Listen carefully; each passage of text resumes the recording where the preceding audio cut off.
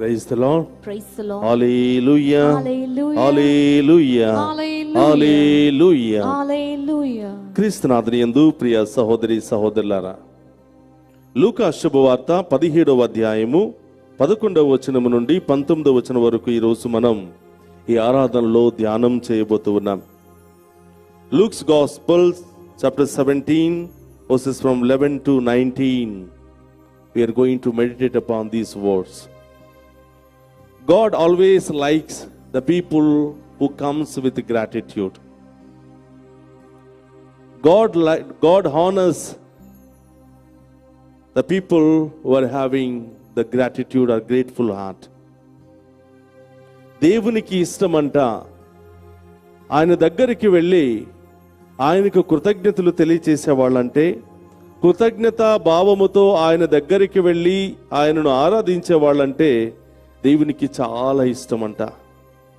He likes them so much. He respects them. He honors their desires so much.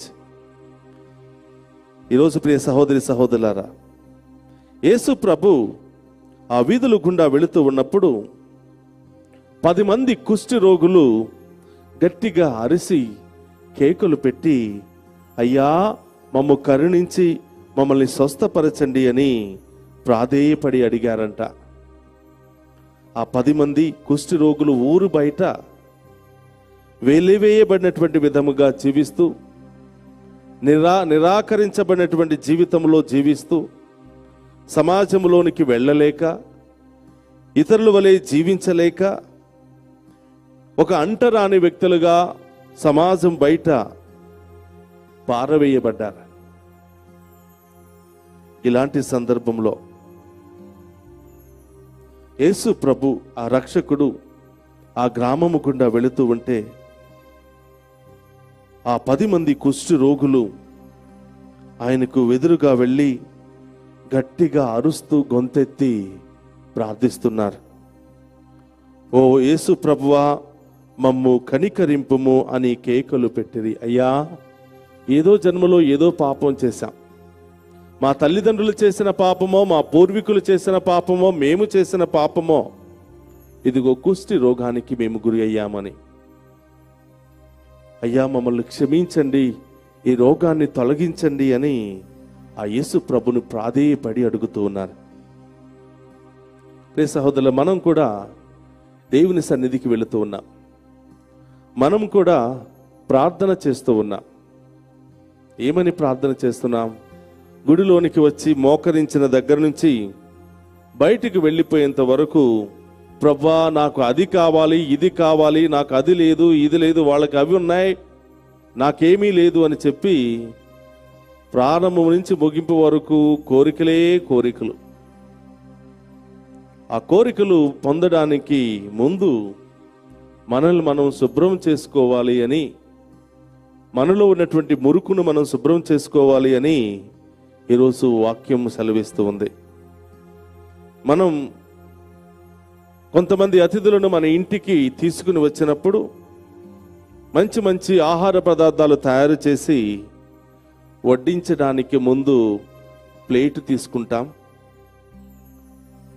చక్కగా రుచికరంగా తయారు చేసినటువంటి ఆ వంటలను, ఆహార పదార్థాలను ప్లేట్లో వడ్డించడానికి ముందు మొట్టమొదటిగా ప్లేట్ ఎలా ఉందో చూస్తాం. అది క్లీన్గా ఉందా, మురికిగా ఉందా అని చూసి ఆ ప్లేటును కడిగి శుభ్రముగా తుడిసిన తరువాత ఆహార పదార్థాలను దానిలో వడ్డిస్తాం. అలాగే దేవుని సన్నిధిలోనికి వెళ్ళిన తరువాత మనం అడగబోయే కోరికలకు ముందు, అవసరాలకు ముందు మొట్టమొదటిగా ఆ దేవుడిచ్చే దీవెనలు పొందుకోబోతున్నటువంటి ఈ ప్లేటు, ఈ హృదయం అనే ఈ ప్లేటు శుభ్రముగా ఉందా లేదా అని పరీక్షించుకోవాలి.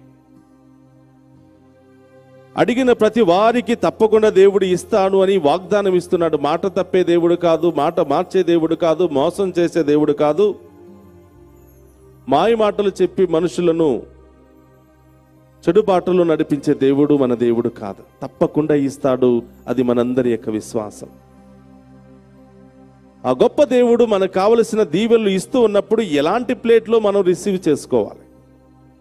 మురికిగా ఉన్నటువంటి ప్లేట్లో మనం దానిని స్వీకరిద్దామా?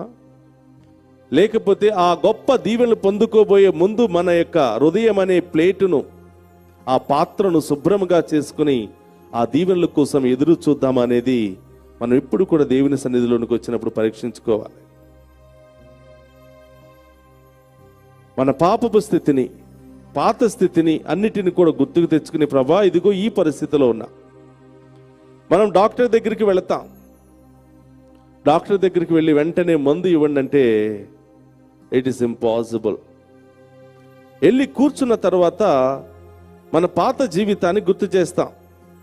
మనలో ఉన్నటువంటి బాధలు, ఎలాంటి వేదన ఉంది, ఎక్కడ నొప్పి ఉంది, ఎందుకు వచ్చింది, ఏ సందర్భంలో వచ్చిందని హిస్టరీ మొత్తం కూడా చెప్తాం.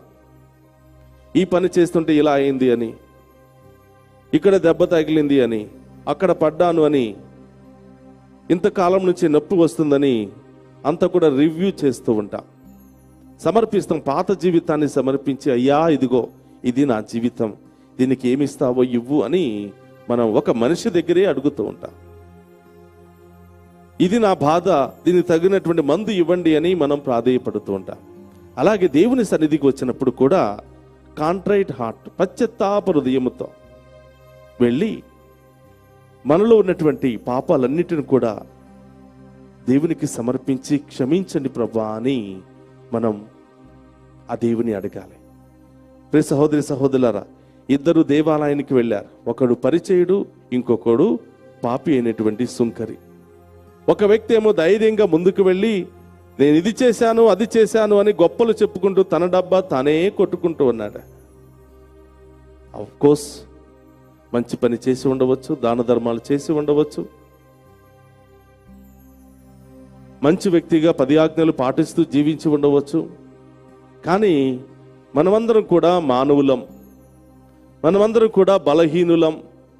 ఉదయం లేచిన దగ్గర నుంచి నిద్రపోయేంత వరకు మాటల ద్వారానో, క్రియల ద్వారానో, చూపుల ద్వారానో, తలంపుల ద్వారానో ఏదో విధంగా పాపము చేస్తూనే ఉన్నాం. ఎవరో ఒకరిని బాధ పెడుతూనే ఉన్నాం. ఈ విధంగా మనం ఇతరులకు కొంచెం భారంగా మిగిలి ఉంటూ ఉంటాం. దేవుని సన్నిధిలోనికి వెళ్ళినప్పుడు మనం మోకరించి, అయ్యా ఇదిగో ఇది నా జీవితం, చాలా మందిని మోసం చేశాను, చాలా మందిని తిట్టాను, నీ సన్నిధిలో నిలబడి యోగ్యత నాకు లేదు ప్రభా, నీవు కరుణిస్తేనే నేను దీవించబడతాను, నీవు నా మీద కృప చూపిస్తేనే నేను దీవించబడతాను అని దేవుని ముందు ప్రాధేయపడి అడగాలి. ఒక వ్యక్తి, ఆ పరిచయుడు, నేను అది చేశాను ఇది చేశాను, నేను అలాంటి వాడిని కాదు ఇలాంటి వాడిని కాదు అని అప్పుడే పాపం చేసేస్తూ ఉన్నాడు. We have no right to judge others.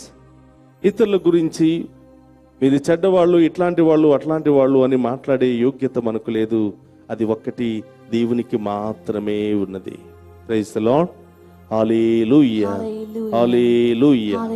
కాబట్టి ప్రియ సహోదరి సహోదరులారా, దేవునికి ఇష్టం లేనటువంటిది పాపపు హృదయముతో, ఇహలోకపు హృదయముతో వచ్చి దాన్ని కప్పుకొని ఇంకా ఏదో కావాలి అని అడగటం ఆయనకి ఇష్టం ఉండదంట. మొదటిగా ఆయన సన్నిధికి వెళ్ళినప్పుడు పశ్చాత్తాప హృదయముతో అడగాలి, పాత జీవితాన్ని ఆయనకి సమర్పించుకోవాలి. ఆ తరువాత ప్రభా నీ చిత్తమైతే ఇవ్వండి అని అడగాలి. ఇంకొక వ్యక్తి వచ్చాడు, పాపము చేసి, తప్పు చేసి, మోసం చేసి, మనుషులను మాయ చేసి, దేవునికి ఇష్టం లేని జీవితాన్ని జీవించి దేవుని దీవెనల కోసం వచ్చినటువంటి ఆ సుంకరి ఎక్కడ నిలబడ్డాడంటే గుడి బయట నిలబడ్డాడు. అయ్యా నేను చేసినటువంటి పాపం ఇంత అంతా కాదు. ఎందుకంటే ఆయనకు తెలుసు, ఆ పాపము చేసినటువంటి సుంకరికి తెలుసు, ఆయన చేసే ప్రతి పాపము దేవునికి తెలుసని, ఆయన చేసిన ప్రతి మోసము దేవునికి తెలిసి ఉందని ఆయనకు తెలుసు. అయ్యా ప్రపంచాన్ని మోసం చేయవచ్చు కానీ నీ నుండి మాత్రం నేను తప్పించుకోలేను అని నిజమైనటువంటి జ్ఞానము కలిగినటువంటి వ్యక్తి సుంకరి. అందుకనే ఆ గుడిలోనికి వెళ్ళటానికి యోగ్యత లేదు అని అనుకున్నాడు. అంత పవిత్రమైనటువంటి ఈ స్థలములో ఇన్ని పాపాలు, ఇన్ని మోసాలు, ఇన్ని ద్వేషాలన్నీ చేసి ఆ పవిత్రమైన సన్నిధిలో మోకరించి ప్రార్థన చేసుకోవడానికి అర్హత లేదు అని గమనించినటువంటి ఆ సుంకరి బయట నిలబడి రొమ్ము బాదుకున్నట్టు, అయ్యా ఈ పాపాత్ముని కనికరించు అని ఒక్క మాట చెప్పాడు. ఒకే ఒక్క మాట. చాలామంది గంటలు గంటలు ప్రార్థన చేస్తూ ఉంటారు. ఆ ప్రార్థనలో కొన్నిసార్లు దోషాలు వస్తూ ఉంటాయి, కొన్నిసార్లు స్వార్థమైనటువంటి ప్రార్థన చేస్తూ ఉంటారు, కొన్నిసార్లు ఇతరులను దూషించే విధంగా ప్రార్థన చేస్తూ ఉంటాం, కొన్నిసార్లు ఇతరులను ఏలెత్తి చూపించే విధంగా ప్రార్థన చేస్తూ ఉంటాం. కొంతమంది అనుకుంటారు, ఎంత ఎక్కువ ప్రార్థన చేస్తే అదే దేవుడు వింటాడేమో. ఎస్, మంచిది. హృదయంలో నుంచి మంచి మనసుతో చేసిన ప్రార్థన తప్పకుండా ఆలకిస్తాడు. కానీ అది చాలా ఎక్కువ చేస్తేనే ఆలకిస్తాడని కాదు. మంచి మనసుతో ఒక్క చిన్న ప్రార్థన చెప్పుకున్నా కూడా ఆ ప్రార్థన చేసి ఆ ప్రార్థన ప్రకారం జీవిస్తే తప్పకుండా దేవుడు మనల్ని దీవిస్తాడు. ఈరోజు ఆ సుంకరి రొమ్ము బాదుకుంటూ తల కూడా పైకి ఎత్తలేక, ఆయన చూసే యోగ్యత లేక బాదుకుంటూ, అయ్యా ఈ పాపాత్ముని కనికరించు అని ప్రార్థన చేసి ఏడ్చుకుంటూ వెళ్ళిపోయాడంట. ఇద్దరూ దేవాలయానికి వచ్చారు, ఇద్దరూ ప్రార్థన చేసుకున్నారు. కానీ ఆ ఇద్దరిలో దేవుడు గొప్పగా అంగీకరించి ఆశీర్వదించి మెచ్చుకున్నటువంటి ప్రార్థన పాపాలను ఒప్పుకుని పశ్చాత్తాపపడి దేవుని దీవెనలు కోరి వెళ్ళినటువంటి సుంకరి ప్రార్థన. మనుషులందరూ పాపి అని చెప్పారు, మనుషులందరూ ఇతను ఇలా చనిపోవాలి అలా చనిపోవాలి అని చెప్పి ఏలెత్తి చూపించారు. కానీ ప్రియ సహోదరులారా, ఒక్కొక్కసారి మనుషుల దృష్టిలో మనం పాపాత్ములుగా కనిపించవచ్చు, దేనికి పనికిరాని వ్యక్తులుగా కనిపించవచ్చు. మనుషులు బాహ్యంగా కనిపించే దానిని చూసి ముద్రలు వేయవచ్చు, ఈయన ఇలాంటి వాడు ఆమె ఇలాంటిది అని బాహ్యాన్ని చూసి మన మీద తీర్పు విధిస్తూ ఉంటారు. బాహ్యాన్ని చూసి మనల్ని ఇంటిలోనికి ఆహ్వానించాలా లేదా బయట నుంచి పంపించేయాలని బాహ్యాన్ని చూసి చాలామంది మోసపోతూ ఉంటారు. మనుషులు బయటికి కనిపించేది మాత్రమే చూస్తారు. అందంగా డ్రెస్ వేసుకుని అందంగా అలంకరించుకుని వెళితే రెండమ్మా రెండయ్యా అని ఇంటికి పిలుస్తారు. షాబీ డ్రెస్తో మురికి డ్రెస్తో సాధారణంగా మనం జీవిస్తే గేటు బయట నుంచే ఏం కావాలి మీకు అని అడుగుతాం. ఇది మనుషుల యొక్క పోకడి, మనుషుల యొక్క పద్ధతి. కానీ దేవుడు మాత్రం హృదయాన్ని చూస్తున్నాడు, హృదయాంతరంగాల్ని చూస్తున్నాడు, ఆ హృదయంలో ఉన్నటువంటి వేదన బాధను చూస్తున్నాడు. దానిని బట్టే ఎలాంటి తీర్పు ఎలాంటి దీవెన అనేది ఆయన నిర్ణయిస్తూ ఉన్నాడు.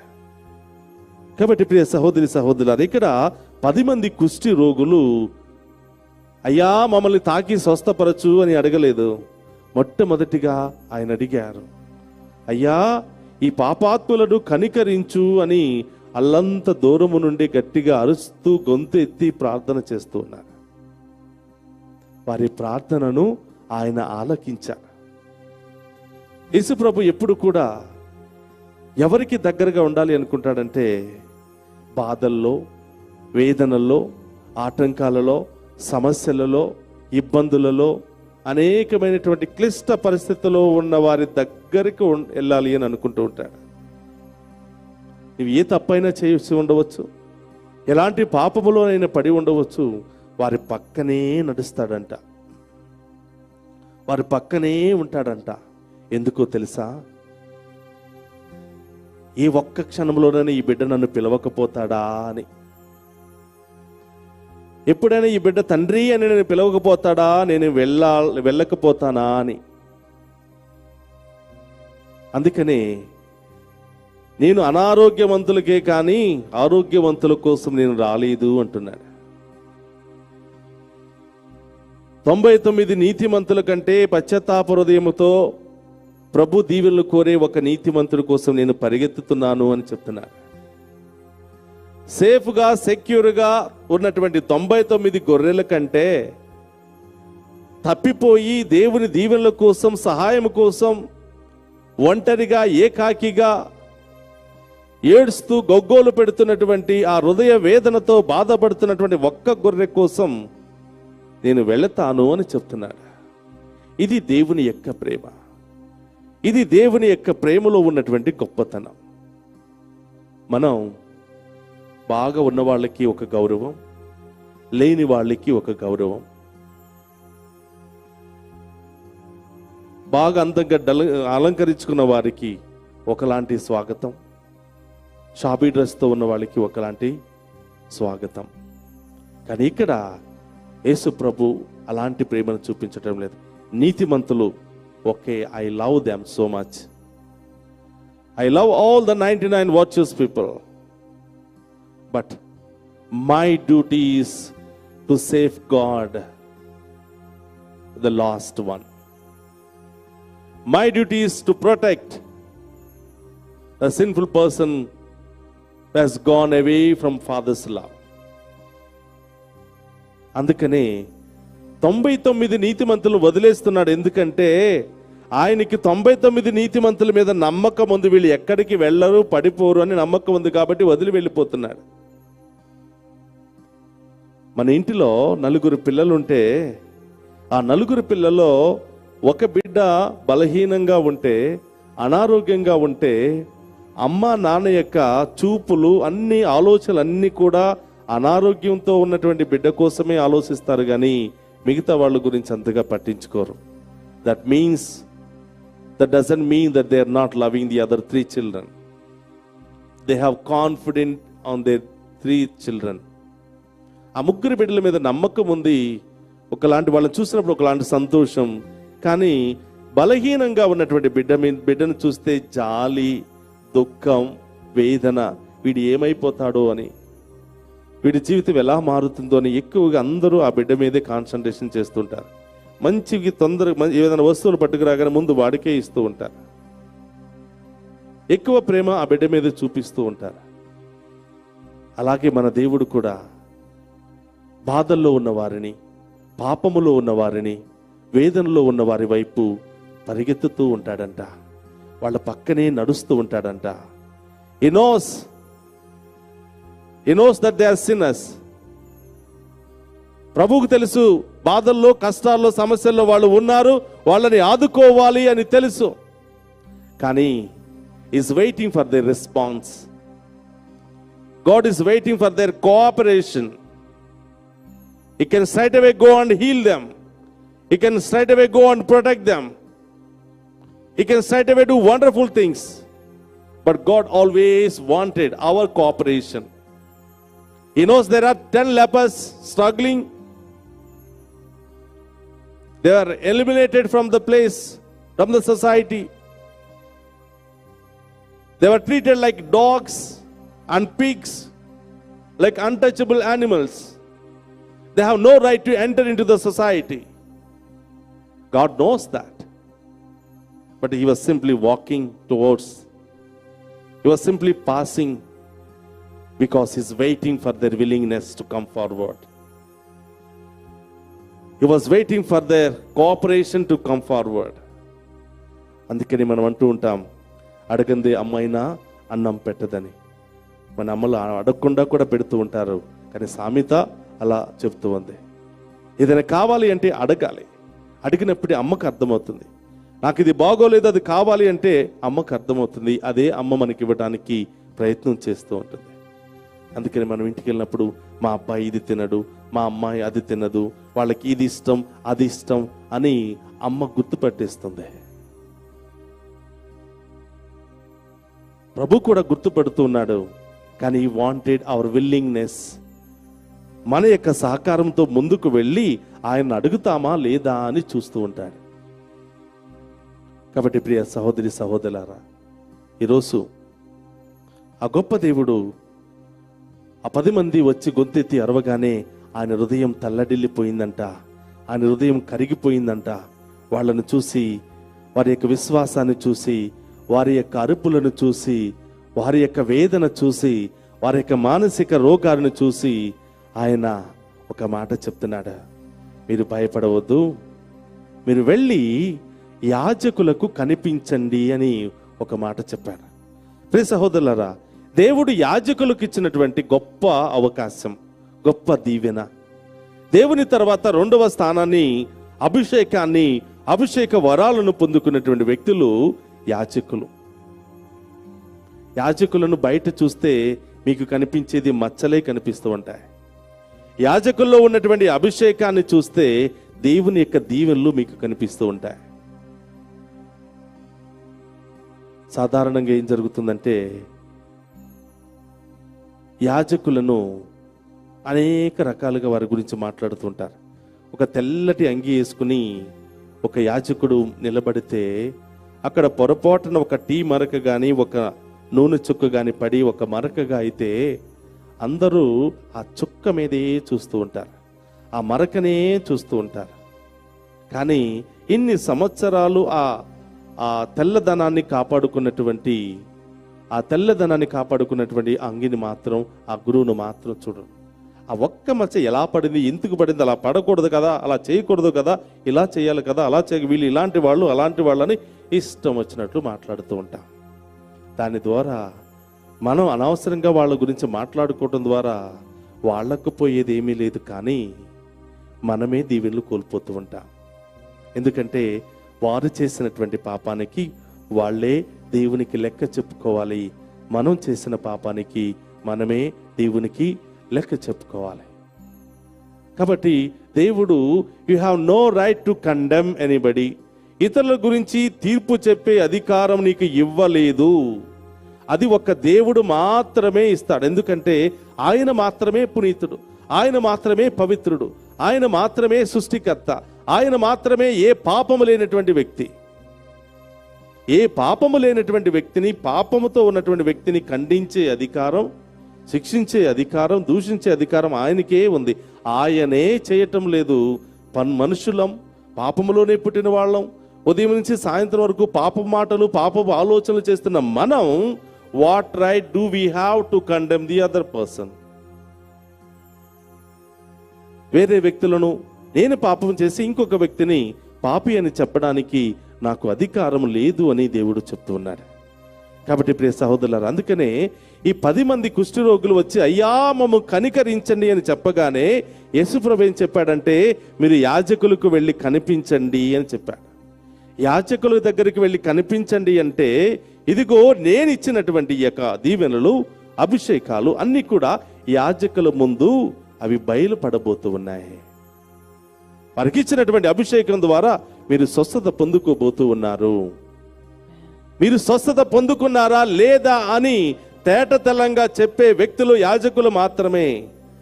మనుషులు ఒక రకంగా మాట్లాడుతుంటారు, ఇష్టమైతే ఒక రకంగా, ఇష్టం లేకపోతే ఇంకొక రకంగా మాట్లాడుతుంటారు. కానీ నేను అభిషేకించుకున్నటువంటి బిడ్డలు నాకు ఇష్టమైన మాటలే మాట్లాడతారు. వాళ్ళ దగ్గరికి వెళ్ళి కనిపించండి అని యేసుప్రభు చెప్పగానే 10 మంది కుష్టి రోగులు ఆ యాజకుల దగ్గరికి బయలుదేరారంట. ప్రియ సహోదరులారా, యాజకులకు దేవునికి మధ్య దూరములోనే దేవుని యొక్క ఆశీర్వాదం ఉంది. The moment you have a plan to receive blessings from the priest, ఆ గురువుని, యాజకుని కలవాలి అని నీవు వెళ్ళే ఆలోచన, ఈ యొక్క దూరంలోనే, ఈ సమయంలోనే దేవుడు ఆల్రెడీ నిన్ను సగం బ్లెస్ చేసేస్తూ ఉంటాడంట. గుడికి వెళ్ళాలి, ఆరాధనలో పాలు పంచుకోవాలి, దివ్య సప్రసాద ఆరాధనలో పాలు పంచుకోవాలి, దివ్య పూజాబల్లో పాలు పంచుకోవాలి, పూజకు వెళ్ళి చాలా రోజులైంది, చాలా కాలమైంది, కనీసం దేవుని సన్నిధిలోనికైనా వెళ్ళాలి అని ఆలోచన నీకు రాగానే సగం దీవెనలు ఆల్రెడీ నీ కోసం దేవుడు స్టోర్ చేసి పెట్టాడంట. మిగతావి అక్కడికి వెళ్ళగానే నీవు పూర్తిగా వాటిని పొందుకోబోతున్నా. గమనించండి ప్రియ సహోదరులారా, యాజకుల దగ్గరికి వెళ్ళమని చెప్పగానే మార్గ మధ్యములోనే వాళ్ళు స్వస్థత పొందుకున్నారంట. గట్టిగా చప్పట్లు కొడదామా? నీకు తెలిసిన వాళ్ళ దగ్గరికి వెళ్ళు, మీ చుట్టాల దగ్గరికి వెళ్ళు, మీ బంధుమిత్రుల దగ్గరికి వెళ్ళు అని, నా దగ్గరికి రాని ఆయన చెప్పలేదు. ఒకే ఒక్క మాట చెప్పాడు, యాజకుల దగ్గరికి వెళ్ళి కనిపించండి అని అన్నాడు. అయితే ప్రియ సహోదరులారా, గొంతెత్తి గట్టిగా అరిశారు, దేవుని దీవెనలు పొందుకున్నారు, వారి పాపాలు క్షమించబడ్డాయి, వారి రోగాలు తొలగిపోయాయి. వెంటనే వారిలో ఒకడు గుర్తించాడు, స్వస్థత పొందుకున్నాను అని.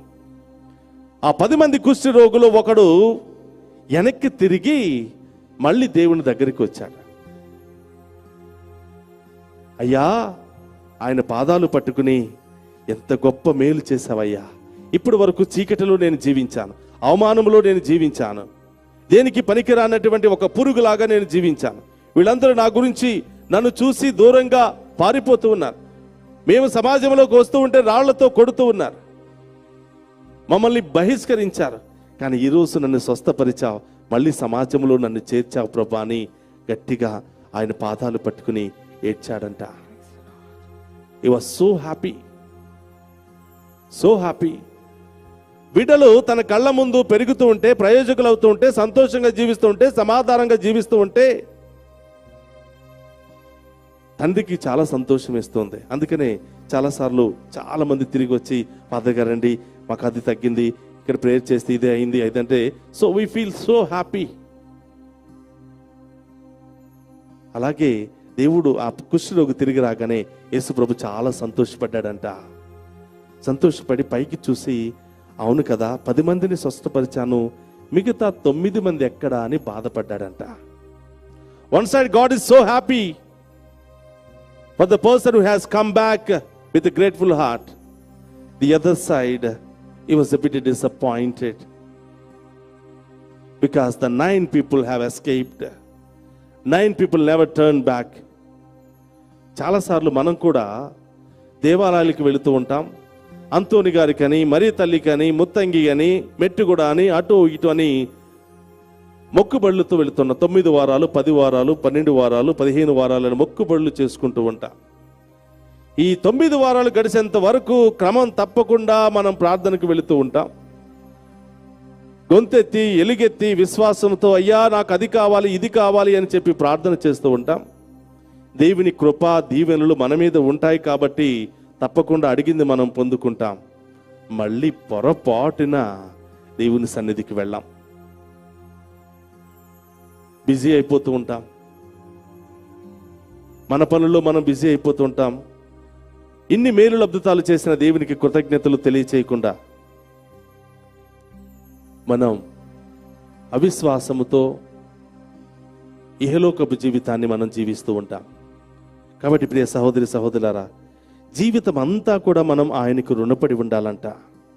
ప్రతి క్షణము కూడా మనం ఆ దేవునికి కృతజ్ఞత తెలియచేయాలంట.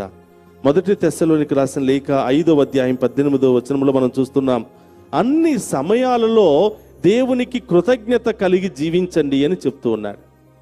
ప్రియ సహోదరులారా, ఏ క్షణము కూడా మనం డబ్బులు పెట్టి కొనుక్కున్నది కాదు, ఏ ఒక్క క్షణము కూడా మనం డబ్బులతో పొడిగించుకున్నది కాదు. ఎంత ఉన్నా, ఎన్ని ఆస్తులు ఐశ్వర్యాలు పేరు ప్రతిష్టలు ఉన్నా, we cannot buy not even a single minute. We cannot extend a single minute of our life. ప్రభా ఒక 1000 రూపాయలు ఇస్తాను, ఒక రోజును పెంచండి అని మనం దేవుని దగ్గరికి వెళ్ళి కొనుక్కోలేం. ఉదారంగా ఆయన ప్రేమ కరుణ ద్వారా పొందుకుంటున్నటువంటి దీవెనలు. కాబట్టి ప్రియ సహోదరి సహోదరులారా, అనుక్షణము కూడా మనం ఆ దేవునికి కృతజ్ఞతలు కలిగి, కృతజ్ఞతా భావాన్ని మనం కలిగి జీవించాలి అంట. అలా కృతజ్ఞతా భావం కలిగి జీవించి పశ్చాత్తాప హృదయంతో ఆయన దగ్గరికి వెళ్ళి మనం చేసిన పాపాలని ఒప్పుకుని ఆ దేవుని స్తుతించి ఆరాధించి మనకు కావలసిన అవసరాలను అడిగితే తప్పకుండా ఆయన అనుగ్రహిస్తాడంట. కాబట్టి అందరూ కూడా మోకరిద్దాం. వందనం యేసయ్యా, నా జీవితంలో ఎన్నెన్నో మేలులు అద్భుతాలు చేసినటువంటి యేసయ్యా స్తోత్రం. అంచెలంచెలుగా నా జీవితాన్ని లేవనెత్తిన దేవా నీకు స్తోత్రం. ఎన్ని మేలులు అద్భుతాలు నా జీవితంలో చేసిన నేను మాత్రం అవిశ్వాసముతో మూర్ఖత్వంతో నేను జీవించి ప్రభా నీవు చేసిన మేలులను నేను గుర్తించలేకపోయాను. అందరూ కూడా మోకరిద్దాం. చప్పుళ్లతో విశ్వాసముతో ఆ గొప్ప దేవుని ఆరాధించుకుని ఆ గొప్ప దేవుని యొక్క దీవెనలు మన సొంతం చేసుకుని రాబోయే కాలం అంతా కూడా శాంతితో సమాధానముతో దేవుని బిడ్డలుగా జీవించే భాగ్యాన్ని దయచేయమని ఆ గొప్ప దేవుని అడిగి వేడుకుందాం.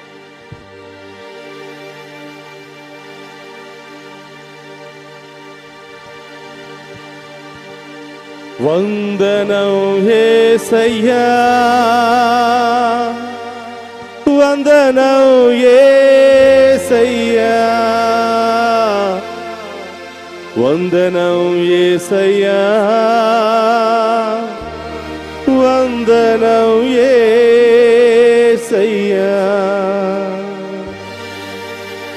అందుకు కూడా చప్పట్లతో దేవుడు మన జీవితంలో చేసిన మేలులన్నిటిని కూడా గుర్తుంచుకుని, మనం పుట్టిన దగ్గర నుంచి ఇప్పటి వరకు ఎన్నో ప్రమాదాల నుండి బయటపడ్డాం, ఎన్నో సమస్యల నుండి బయటపడ్డాం, ఎన్నో ఇబ్బందుల నుండి బయటపడ్డాం, ఎన్నో అవమానాల నుండి బయటపడ్డాం. అంచెలంచెలుగా దేవుని చేత లేపబడ్డాం, దీవించబడ్డాం, సంతోషంగా ఈ రోజు జీవిస్తూ ఉన్నాం. మన జీవితం అంతా కూడా దేవునికి స్తోత్రాలు తెలియజేస్తూ, జీవితం అంతా నీకు రుణపడి ఉన్నాను ప్రభా, నీవు లేకపోతే ఒక్క క్షణం కూడా బ్రతకలేను అని 10 మందిలో ఒక కుష్ఠరోగి ఏ విధంగానైతే దేవుని దగ్గర తిరిగి వచ్చి స్తోత్రాలు తెలియజేశాడో, మనం కూడా ఆ దేవునికి తిరిగి వచ్చి ఆ గొప్ప దేవునికి స్తోత్రాలు తెలియజేద్దాం.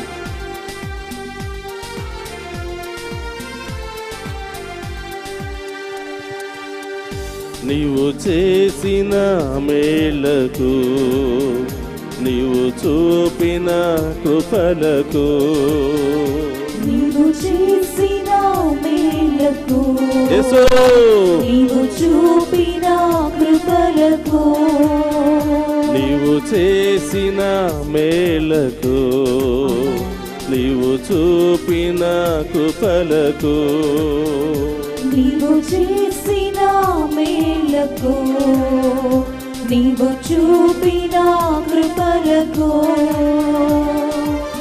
వందనం యేసయ్యా,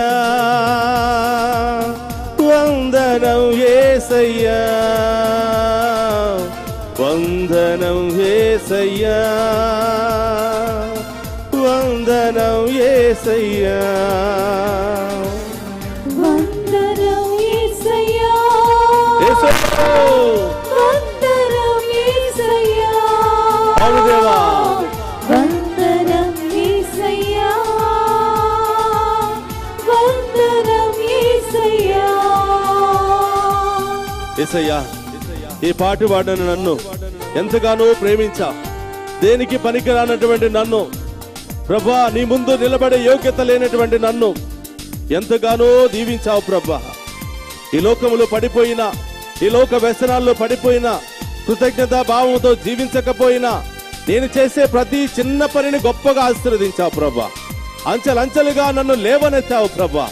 ఈ రోజు ఉన్నతమైన స్థాయికి నన్ను చేర్చావు ప్రభా. ఒక్కసారి నా పాత జీవితానికి వెళితే చాలా కష్టమైనటువంటి జీవితం అయ్యా, చాలా క్లిష్టమైన పరిస్థితుల్లో నేను జీవించానయ్యా. అయినా కూడా ఈరోజు నన్ను ఉన్నతమైన స్థాయిలో చేర్చావంటే అది నీ కృప, నీ దీవెన, నీ ఆశీర్వాదమే ప్రభా. ఇన్ని మేలులు చేసిన మీను సదా కీర్తిస్తూ ఆరాధిస్తూ మీకు స్తోత్రాలు తెలియజేస్తున్నాను దేవా. జీవితం అంతా నీకు రుణపడి ఉన్నాను ప్రభా అని ఆ దేవునికి స్తోత్రాలు తెలియజేద్దాం.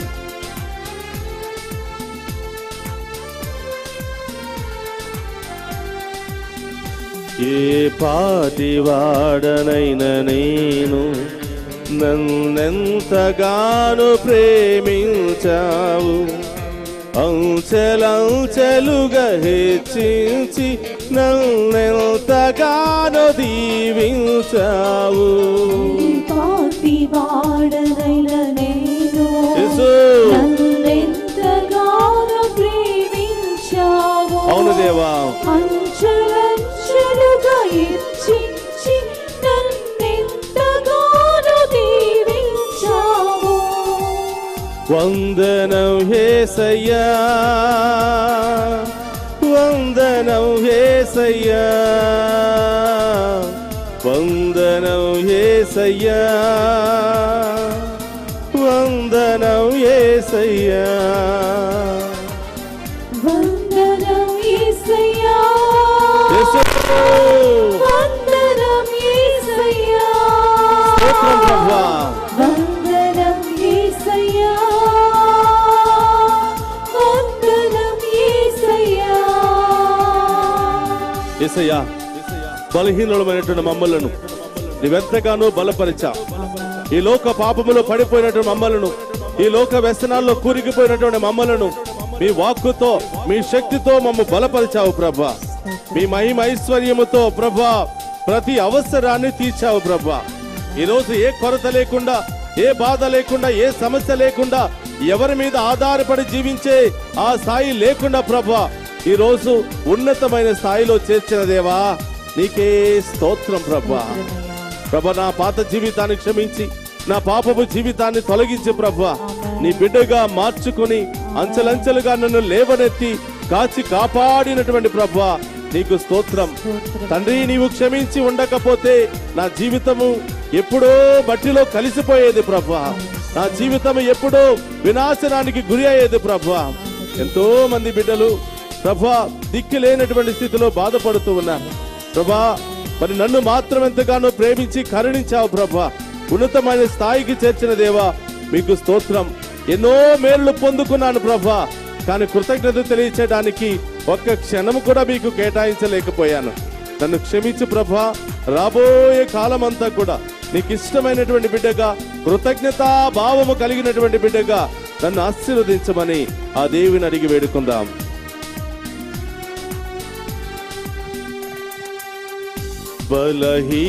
బలహీనమైన మమ్ము నీవెంతగానో బలపరచావు. క్రీస్తేసు మహిమైశ్వర్యముతో ప్రతి అవసరమును తీర్చావు. బలహీనులమైన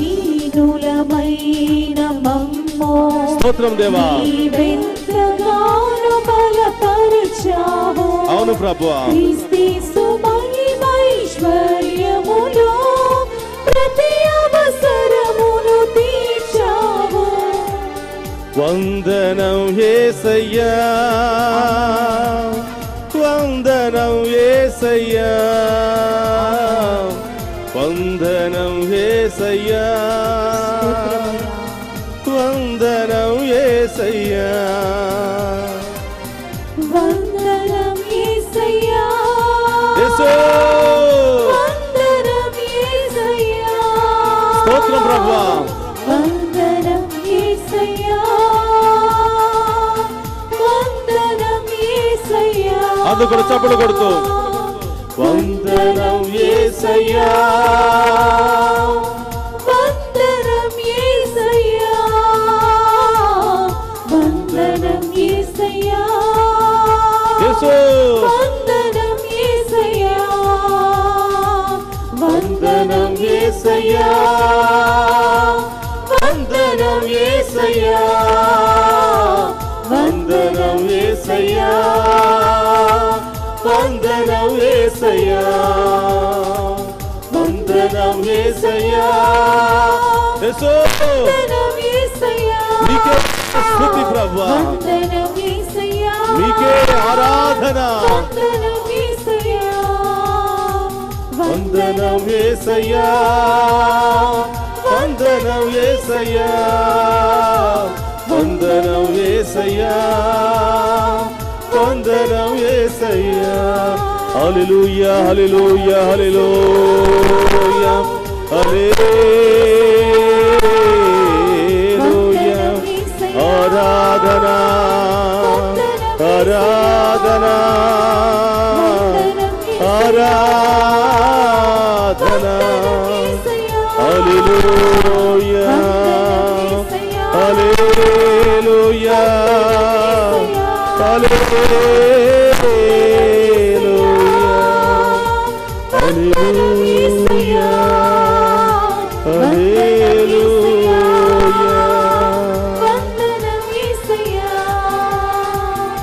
రెండు చేతుల పైకి లేపి హల్లెలూయా హల్లెలూయా హల్లెలూయా హల్లెలూయా ఆ దేవునికి స్తోత్రాలు తెలియజేస్తూ, ఆ దేవునికి స్తుతులు తెలియజేస్తూ రాబోయే కాలమంతా కూడా మనందరికీ తన ఆధీనంలో ఉంచుకోమని ఆ గొప్ప దేవుని అడిగి వేడుకుందాం.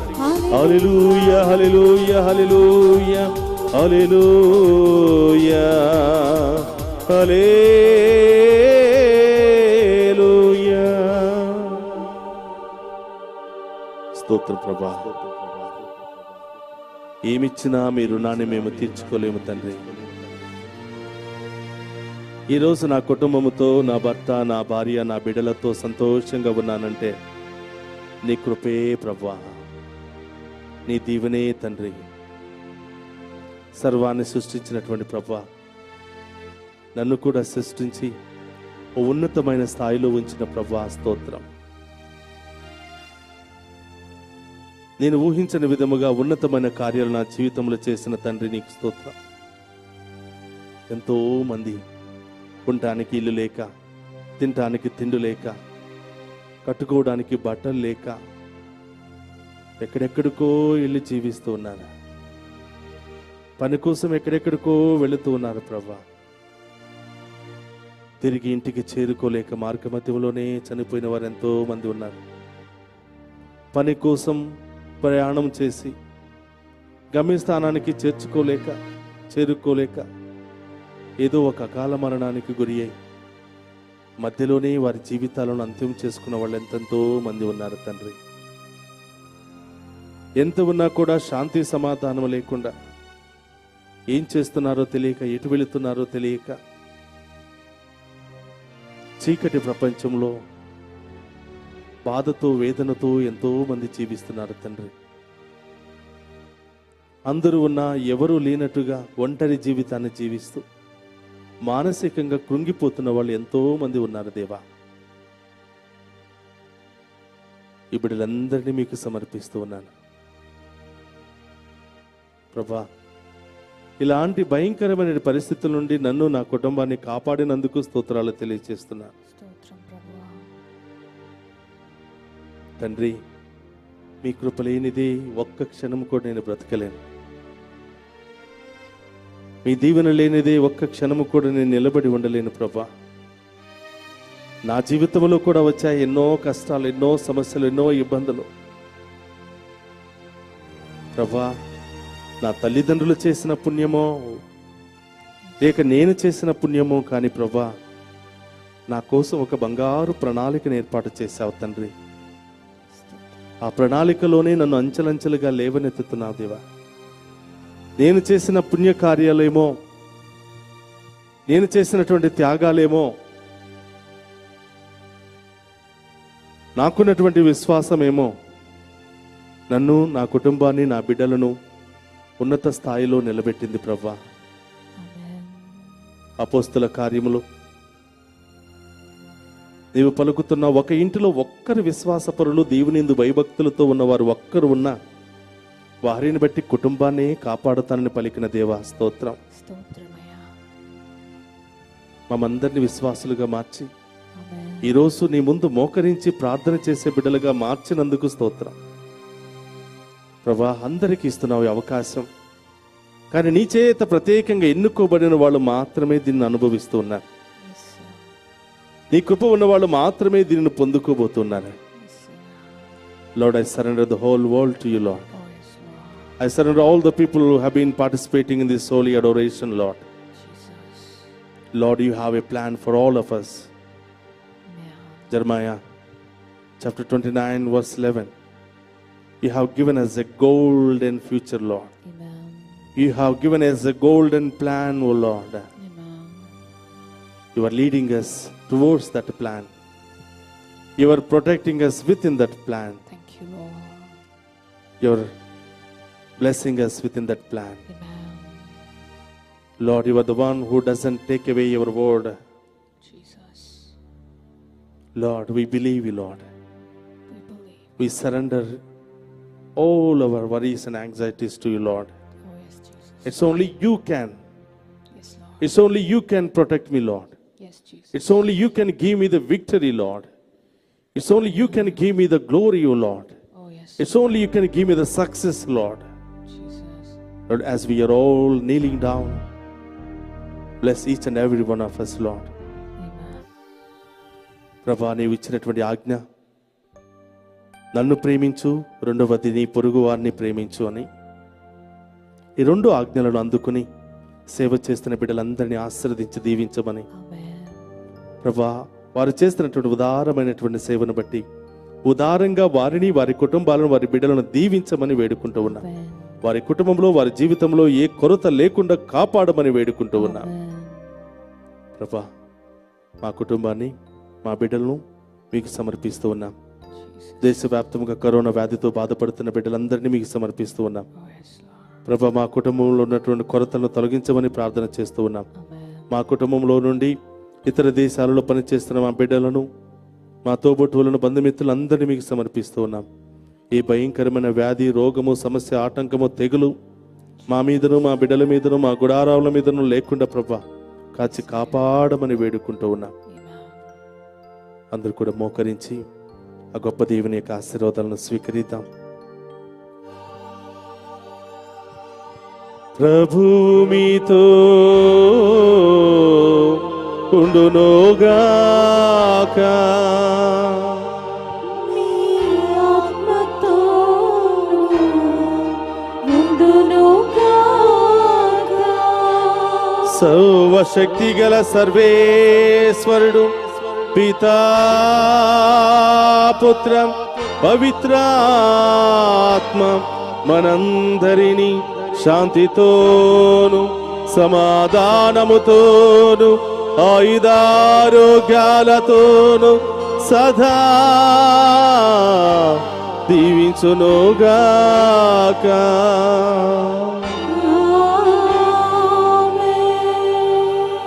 ఆరాధన ఆరాధన తండ్రి, ఆరాధన